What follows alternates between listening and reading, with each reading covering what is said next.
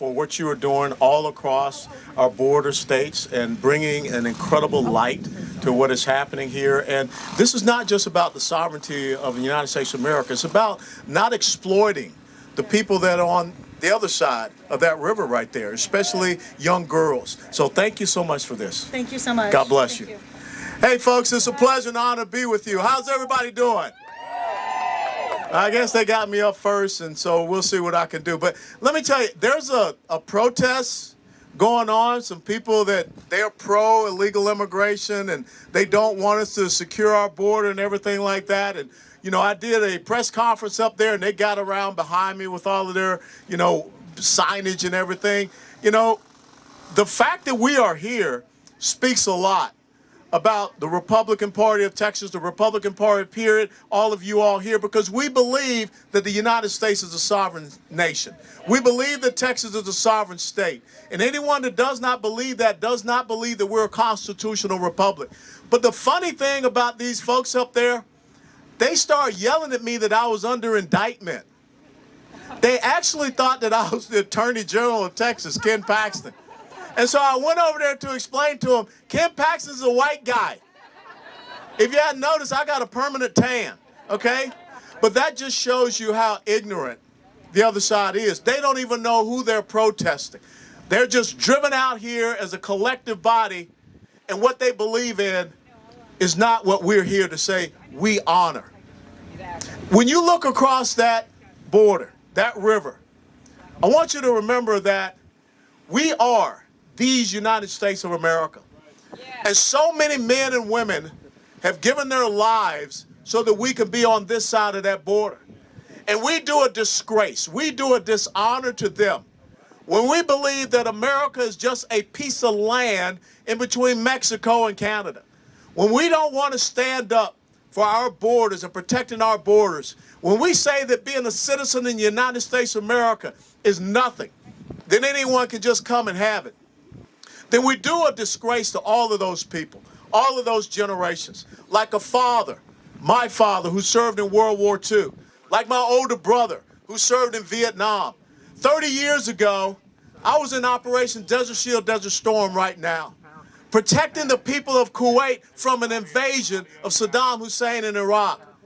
My nephew has already done 3 combat tours of duty, just got promoted to a lieutenant colonel. That's what I'm talking about. And the founding fathers in the Constitution said very simply in Article 1, Section 10, Clause number 3, that states have a right to protect themselves and to defend themselves from an invasion if there is an imminent danger.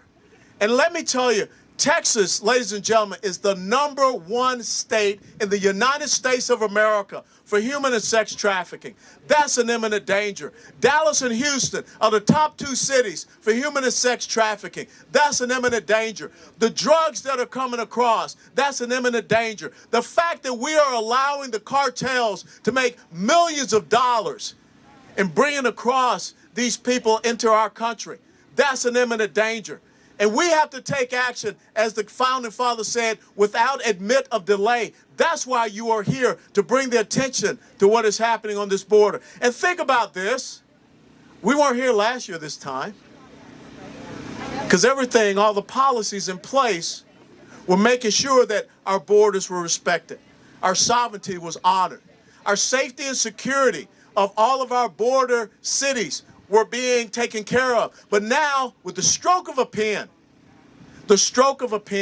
not through a legislative process, we are seeing an open borders agenda be implemented in the United States of America by executive order. The last time I remember, we're a constitutional republic, not a constitutional monarchy. I think I remember Barack Hussein Obama saying, I got a pen and I got a phone. Well, I guess Joe Biden thinks the exact same thing. Joe Biden needs to understand that if he does not want to accept his constitutional duty and responsibility to protect and secure us, the people of Texas, the people of America, then we, the people, as empowered through our Constitution, we need to stand up and encourage our states to do something and encourage our local municipalities to do something and our counties. We cannot sit back and allow ourselves to become victims.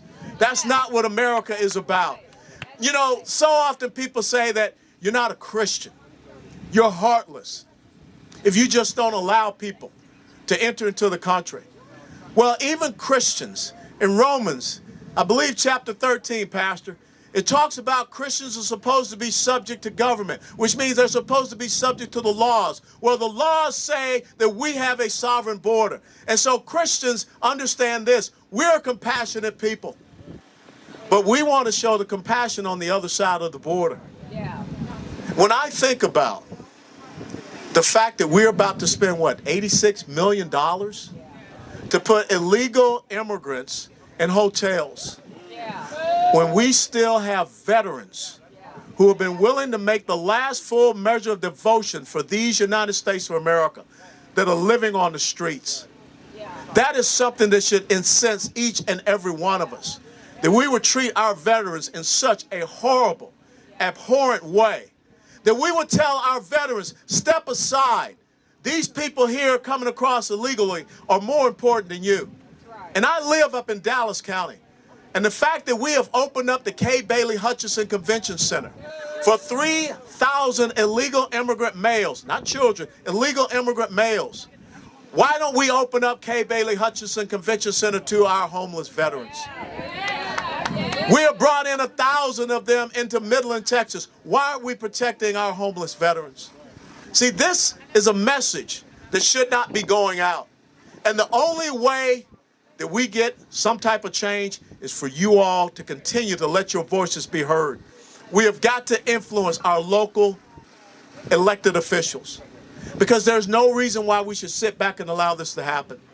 See, one of the things that I hate is when all of a sudden everybody's a white supremacist. Everyone's a racist, to include me, because Joe Biden said I ain't really black.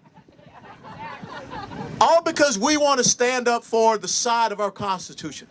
We want to stand up for the side of the rule of law. But now, if we disagree with the agenda of the progressive socialist left, to include opening up our borders to anyone, and when I say open up our borders to anyone, they don't tell you about that category called OTM. OTM stands for other than Mexicans, because there are people that are coming into the United States of America that are from countries that are on the terrorist watch list. There are people that are coming into the United States of America that eventually do not want to do good for the United States of America. The drugs and everything that are being trafficked across. So we need to once again get people to understand that this is not about compassion. This is about the rule of law. We got to get people to understand that when you're talking about defunding the police, when you're talking about taking away our Second Amendment rights, when you're talking about getting rid of ICE, then who and how are we going to protect ourselves? Because we know that the drug cartels are operating on this side of the Rio Grande River. We know that they are intimidating people. We know that they are controlling the elected officials that are along these border cities. That should not be happening in the United States of America. And in the time that I spent in Afghanistan, 2.5 years, I saw us do more for border security between Afghanistan and Pakistan than what we're doing here in the United States of America. And that's unconscionable to me. So what do we need to do to go forward? We need your voices. When I think about the angel moms that are out there, who's going to be their voice? These mothers and fathers who have lost their children to people that should not be here in the first place. And yet we had a president sitting in the White House now that says we should stop deportations, that we should decriminalize coming across this border. What does that say to us, the legal, the law-abiding citizens of the United States of America and of Texas? It's time for us to make a stand. It's time for us to tell the left that we're not going to allow you to undermine and destroy the greatest nation that the world has ever known. We're not going to allow it to happen. And do not think it's a coincidence that all of a sudden the left has opened up the borders and they just passed this thing called H.R. 1. And part of H.R. 1 says that there will be no identification for voting in the United States of America anywhere. That there will be same-day voter registration and voting, online voter registration. And there'll be universal mail-in ballots. There will be no more reviews of voter registration rolls as we're allowing in tens of thousands to come. That's part of their grand strategic plan, is to undermine our democratic process by bringing in illegals who they will allow to vote in our elections. What they are doing is trying to create a new victim class. What they are doing is trying to create a new class of people that will be dependent upon them. When you look at this COVID relief that really wasn't COVID relief, but they're telling Americans, here's $1,200, here's $1,400 to stay at home and do nothing, to not go out and work, to not be a part of the American dream. Come across the Rio Grande Valley. We'll put you up in a hotel. We'll give you money. We'll take care of the children. But what are we doing to American citizens? The left is telling American citizens to step aside, that you're not important to us unless you believe in our agenda. So thank you so much, Christy, for being here. Thank each and every one of you for being here. Thank you for all of you all that are out there watching online. But I will tell you this, now is the time for action. You know, it was a very wise man once wrote these words.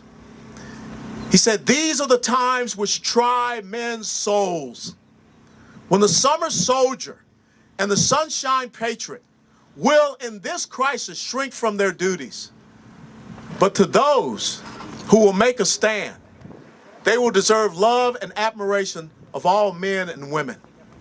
That was Thomas Paine in December of 1776. These are our times. And if you want to get biblical, Pastor, in the book of Esther, each and every one of you were made for a time such as this. There is no coincidence that God has you right now making a stand for America, the only nation that was founded on an incredible premise that your inalienable rights do not come from man. They do not come from government. Your inalienable rights come from a creator God of life, of liberty, and the pursuit of happiness. So God did bless America. God did bless Texas. And now it's incumbent upon each and every one of us to go out and defend Texas and defend America. God bless you all and thank you.